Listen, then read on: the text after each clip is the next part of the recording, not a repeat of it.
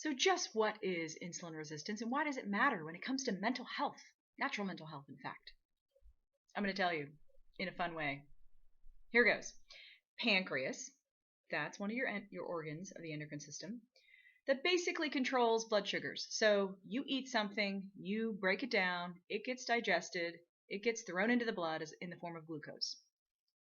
Your pancreas, he's the dictator that basically tells the cells, it's okay to take some glucose now out of the blood. We have enough. He likes to micromanage things. So what ends up happening? Well, the cells take it out of the blood. The amount of insulin that he throws out into the bloodstream has everything to do with how much glucose is available. So let's pretend you are a standard American consuming the standard American diet, aka the SAD diet, as we like to refer to it in naturopathic medicine. No, we're not cynical, in case you were wondering.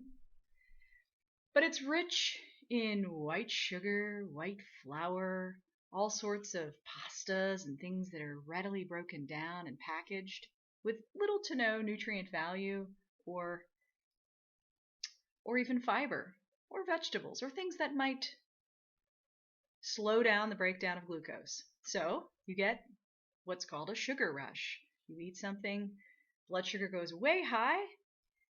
Pancreas, in response to way high blood sugar, throws insulin out in a massive dose, and you hit the bottom of the roller coaster.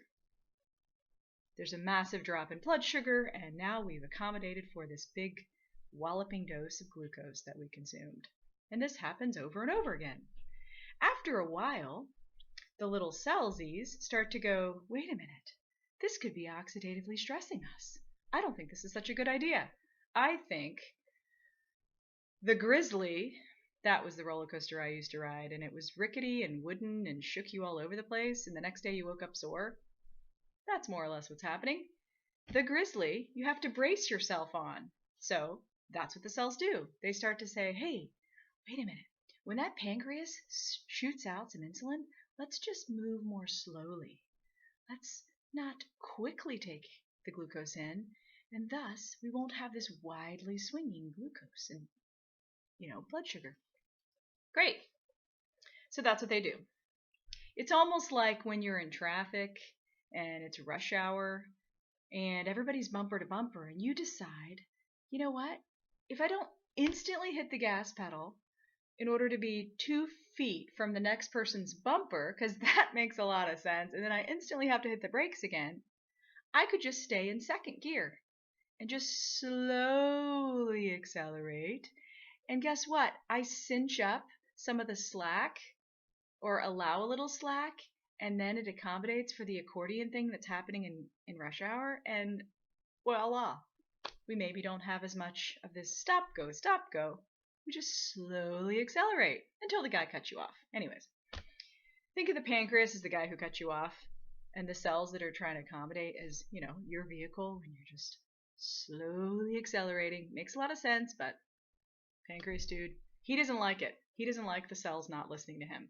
So what does he do? He goes, you're not listening to me. I'm in charge here. I'm the small town cop. You must actually take up the glucose when I say so.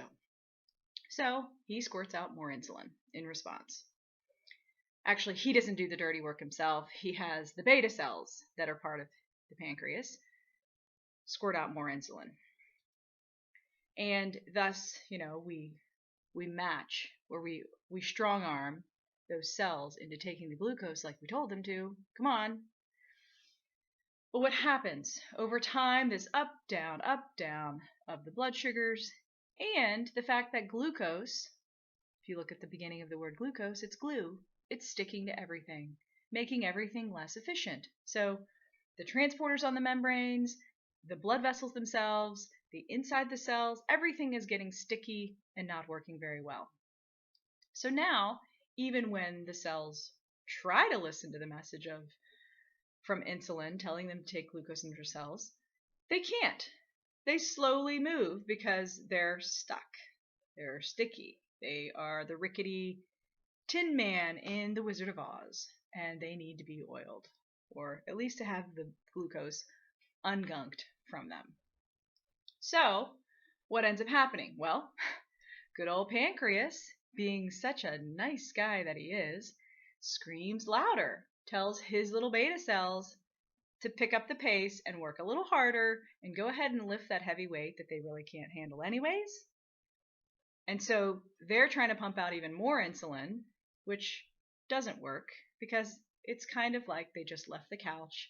Now they're doing CrossFit and they really can't handle these really hard workouts that are beyond them. So they're going to have to, accommodate by doing really bad form.